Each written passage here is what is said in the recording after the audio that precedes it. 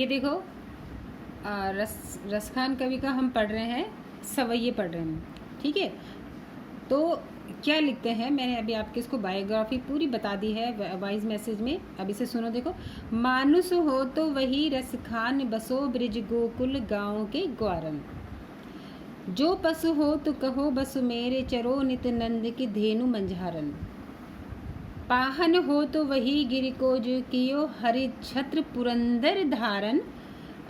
जो खग हो तो बसेरु करो, मिली कालंदी कूल कदम्ब की डारन।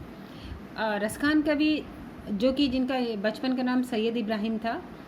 उन्होंने भगवान श्री कृष्ण की भक्ति में लीन होकर इस सवै का वर्णन किया है और कहा है, मानुष क्या मतलब मनुष्य, हे भगवान, हे ईश्वर, हे श्री कृष्ण, हे प्रभु, अगर मुझे इस जन्म से मुक्ति मिलती है और अगर मुझे दूसरा जन्म प्राप्त करना है। देखो, मुस्लिम होने के बावजूद उन्होंने क्या भगवान से आग्रह किया कि हे प्रभु, अगर मैं अगला जन्म लूँ, क्योंकि इस जन्म में तो मेरा ऐसा जो मैं चाह रहा हूँ वो हो ही नहीं सकता, लेकिन फिर भी मैं आपसे दरख्वास्त या मैं आपसे विनती करता हूँ कि अगर मानुष हो, अगर मुझे अगला जन्म मिलो तो रसखान कवि कहते हैं, मानुष हो तो वही रसखान, रसखान कवि कहते हैं, अगर मुझे मनुष्य जीवन मिले तो मैं ब्रिज के गोकुल गांव के ग्वारन, तो मैं क्या करूं, अब ब्रिज गोकुल गांव के, मैं कहाँ जन्म लूँ, क्या लूँ मैं, जहाँ की ब्रिज भूमि मेरा निवास करूँ। मैं क्या करूँ, ब्रिज भूमि में निवास करूँ, जहाँ के गाँव के ग्वारन मतलब ग्वाल, जहाँ के ग्वाले गोकुल में, मतलब मैं उस ग्वाले के रूप में जन्म लूँ, जो कि ब्रज भूमि में गाय को चराने वाले ग्वाले के रूप में मेरा जन्म हो। उनकी इच्छा है भगवान से, अगर आप मुझे पैदा करते हो तो मैं क्या करूं कि मैं जो हूँ गोकुल में ग्वालों के बीच रहते हुए ब्रज भूमि में निवास करूं। मुझे अगर आपने मनुष्य जीवन देना है तो मैं भगवान श्री कृष्ण, जहाँ भगवान श्री कृष्ण पैदा हुए थे और जो भगवान श्री कृष्ण के साथ ग्वाले थे, जो कि क्या है गोकुल में रहते थे, ग्वाले, ग्वारन मतलब ग्वाले, ग्वाले जो कि गोकुल गाँव में रहते थे, ब्रिज के गोकुल गांव में रहते थे, उसी मनुष्य के रूप में मेरा जन्म होना चाहिए, ये वो भगवान से इच्छा रखते हैं। और कह रहे हैं, जो पशु हो तो कहा बसु मेरे, चरो नित नंद की धेनु मंझारन। और अगर मुझे पशु जन्म तुझे देना ही है तो मैं उस पशु, क्या मैं उस नंद यानी कि उस भगवान श्री कृष्ण की धेनु यानी गाय बनना पसंद करूँगा। मैं भगवान श्री कृष्ण की गाय के बीच में क्या करूँ, मैं अगर पशु के रूप में अगला जन्म लो तो मैं गाय बन के नंद की गाय के बीच में रहकर चरता रहूं। मैं उस गाय का जन्म लूं जो नंद की गाय भगवान श्री कृष्ण की गाय हो और उसके बीच में मैं अपना चरता रहूं।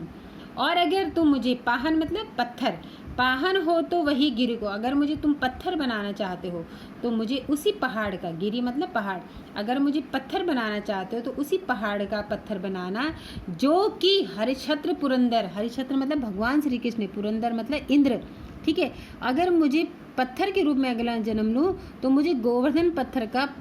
पत्थर बनाओ, जिसे श्री कृष्ण ने इंद्र के प्रकोप से, क्या है, वही पत्थर बनाओ जिसे भगवान श्री कृष्ण ने पुरंदर मतलब इंद्र के प्रकोप से क्या है, गांव वासियों को बचाने के लिए धारण किया था। अब आपने पता है कि जब बहुत ज़्यादा इंद्र बोलते हैं ना, इंद्रदेव रुष्ट हो गए, जब बहुत ज़्यादा बारिश होती है, या एक मान्यता है लोगों की, किंवदंती है, बहुत अधिक बारिश होती, बोलते भगवान इंद्र रुष्ट हो गए। तो उस समय भी ग्वाल ब्रिज में इतनी भयंकर बारिश हुई थी कि लोग जो है इससे बचने के लिए भगवान श्री कृष्ण के पास शरण में गए थे। और भगवान श्री कृष्ण ने गोकुल के पर्वत को ही क्या करा था, अपनी एक छोटी जो सबसे कनिष्ठ उंगली जो होती है उस पर उस पर्वत को उठा दिया था और बारिश से और लोगों को उसके नीचे आश्रय दिया था। यानी कि गांव के गांववासी जो है उस पहाड़ के नीचे रहने लगे थे और बारिश से उनका बचाव हो गया था। तो यही चाह रहे हैं कि पत्थर भी हो तो उसी पहाड़ का पत्थर हो जिसे भगवान श्री कृष्ण ने इंद्र के प्रकोप से बचने के लिए अपनी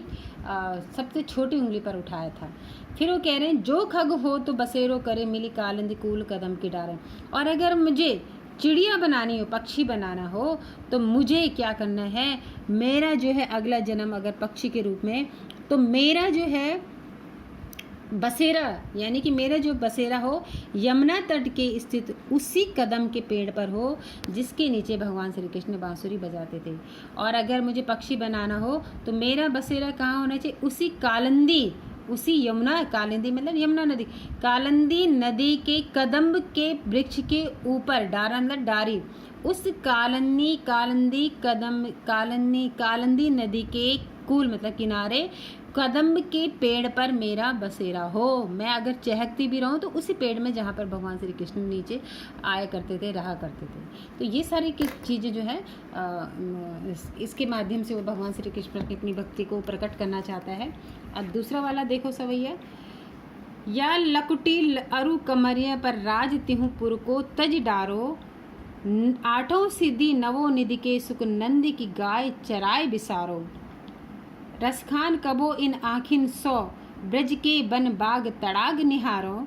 कौटिक एकल धौद के धाम करील के कुंजन ऊपर वारो। देखो कितना बढ़िया वर्णन उन्होंने करा है। वो क्या कह रहे हैं, भगवान श्री कृष्ण कहते हैं कि अगर मुझे उस लकुटी और कंबली मिल जाए, मुझे भगवान श्री कृष्ण की लकुटी और कंबल मिल जाए, ठीक है, अगर वो भगवान श्री कृष्ण की लकुटी और कंबल मिल जाए, ठीक है, तो मैं उनको पाने के लिए मैं तीनों लोगों को न्यौछावर कर सकता हूँ। मुझे अगर भगवान श्री कृष्ण लकुटी और कंबल मिल जाए तो मैं तीनों लोगों को उन पर न्यौछावर कर सकता हूँ। आठों सिद्धि नवनिधि के सुख नंद की गाय चराए बिसारो, और अगर मुझे नंद की गाय चराने के लिए, ठीक है, और मैं अगर मुझे भगवान श्री कृष्ण नंद की गाय चराने का अवसर मिल जाए, यानी कि अगर मुझे भगवान श्री कृष्ण की नंद मतलब भगवान जो नंद थे, भगवान श्री कृष्ण के जो पिता मानते, जिनके साथ वो रहते थे, उनकी गाय चराने का मौका मिल जाए तो मैं सीधे सीधे आठों सिद्धि और नौ निधि के खजाने को उन पर न्यौछावर कर सकता हूँ। मतलब मुझे कुछ नहीं चाहिए, सिर्फ एक ही सुख चाहिए, उस सुख के बदले में सब कुछ न्यौछावर कर सकता हूँ। ऐसी उनकी अपनी मनोकामना। रसखान कबो इन आखिन सो ब्रिज के बन बाग तड़ाग निहारो, कौटिक एकल धौद के धाम कुरील की कुंजन ऊपर वारो। रसखान कवि कहते हैं कि अगर मुझे क्या कर रहे हैं कि अगर मैं, वो कहते हैं कि पता नहीं वो कब अवसर आएगा, पता नहीं वो समय कब आएगा जब मैं अपनी आंखों से ब्रिज के बाग तड़ागों को देख लूं, ब्रिज के बन बाग तड़ागों को निहारो मतलब देखना, और उन ब्रिज के बाग तड़ागों को निहारने, तड़ाग मतलब तालाब को निहारने के लिए जहाँ की भगवान श्री कृष्ण लीला करते थे, मैं जो हूँ अपने वन की उन कांटेदार झाड़ियों पर तो मैं सोने चांदी से बनी करोड़ों में, मतलब अगर मुझे, देखो वो कह रहे हैं कि अगर मुझे भगवान श्री कृष्ण के वो उन, पता नहीं मुझे उन वो आँखें मुझे प्राप्त हो जाएं जिन आँखों से मैं भगवान ब्रिज के वन और तालाब को निहारूं, तो उन आँखों, चाहे वो कौट के कलधौद धाम करील के कुंज, चाहे वो झाड़ियाँ कंटीली कांट से करील के कुंजन ऊपर वारों, चाहे वो जो वन तड़ाग जिनको निहारने के लिए मैं वो आंखें प्राप्त करना चाहता हूँ, उन पर तो मैं करोड़ों सोने और चांदी के महल भी न्यौछावर कर सकता हूँ, चाहे वो कितने भी झाड़ी और वो जंगल झाड़ी और कांटों से भरे हो, लेकिन मैं जो हूँ उन पर क्या कर सकता हूँ, करोड़ों सोने चांदी के महल उन पर कौटिक मतलब करोड़ों, ठीक है, कल धौद के धाम धुरील कुंजन मतलब